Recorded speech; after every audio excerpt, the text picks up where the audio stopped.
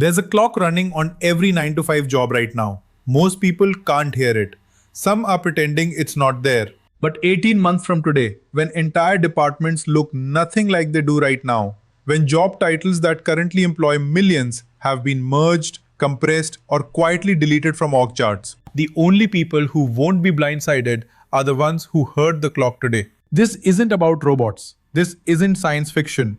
A serial company, not Google, not OpenAI, a company that sells oats, just restructured an entire department around AI in a single week. 3 roles merged into one, 2 eliminated entirely.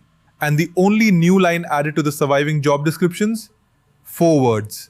Must be proficient in AI. That story is repeating across every industry, every department, every salary bracket right now. But here's what most people are telling themselves. AI won't replace my job. It might change some things, but what I do requires human judgment, creativity, relationships, nuance. And every single time a major technology shift has happened, every single time people said the exact same thing. Bank tellers said it before ATMs. Travel agents said it before Expedia. Retail workers said it before self-checkout. The pattern is always identical. First, the technology looks clunky and limited. People laugh at it. Then it gets slightly better. People acknowledge it but assume it'll stay in its lane. Then, one quarter, one earnings call, one restructuring meeting later, the org chart looks completely different. Nobody ever sees it coming for their role until it does. Therefore, the standard advice has been upskill gradually. Take a course, learn a tool, stay curious. That advice made sense in 2023, maybe even early 2024. But the pace has changed dramatically. A McKinsey report from late 2025 estimated that 60% of all job tasks, not jobs, tasks, could be partially automated by mid-2027. Not the entire role disappearing overnight. Something worse. The slow hollowing out of what makes a role full-time. Here's what that looks like in practice. An accounts payable clerk who used to process invoices for 8 hours a day, AI now handles 80% of that volume. The clerk still has a job, technically, but the role went from full-time to we need someone 3 days a week. Then it becomes a line item someone questions in the next budget review. A junior analyst who spent 40 hours a week building reports and slide decks, a senior director now does that work in 20 minutes using an AI tool. And suddenly doesn't need the junior analyst at all. Not because the analyst was bad, because the task was the job, and the task got automated. That's the pattern. Jobs don't vanish in a headline, they erode in a spreadsheet. If that erode in a spreadsheet line just triggered a cold sweat, share this with a coworker. Not to scare them, to wake them up. And drop a comment with the job title that's most at risk right now. But this isn't really about technology, not at its core. This about identity. For most people, a job isn't just a paycheck. It's the answer to the question, what do you do? It's the structure that holds the week together. It's the thing that gives a Monday meaning and a Friday relief. And when that thing starts shifting underneath someone, it creates an existential problem. There's a therapist in New York who called it vocational dread, the slow, creeping feeling that the thing a person built a career around is becoming irrelevant. Not today, but soon.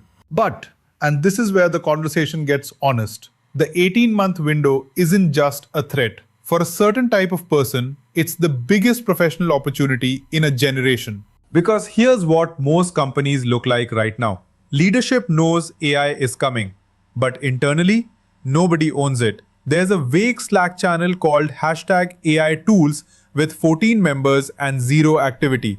The person who steps into that vacuum, the employee who learns the tools, builds a small workflow, saves the team 10 hours a week, that person doesn't get replaced.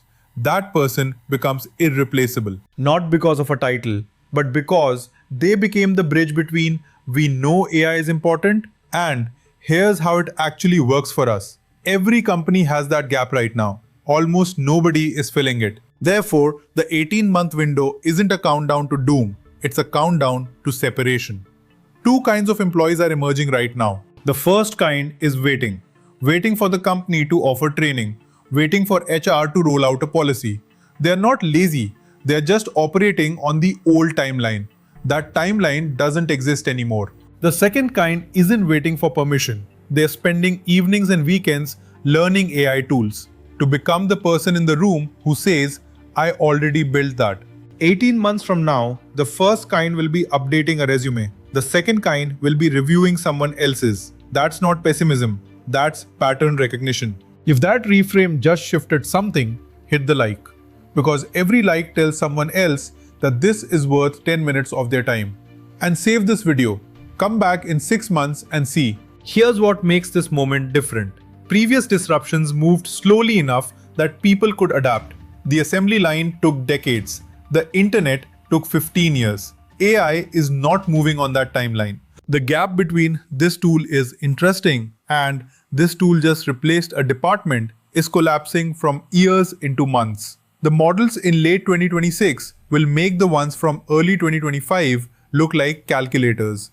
And the hardest part is that the people most at risk aren't the ones with the least skills. They're the ones with the most specific skills, the specialists, because AI comes for the repeatable. The safest position in 2026 isn't the person who's the best at their job. It's the person who's the best at changing their job.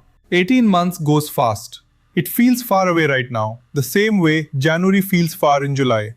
But it arrives. And the people who use that window to move won't be the ones caught off guard. The conversation about what work looks like on the other side of AI is just starting.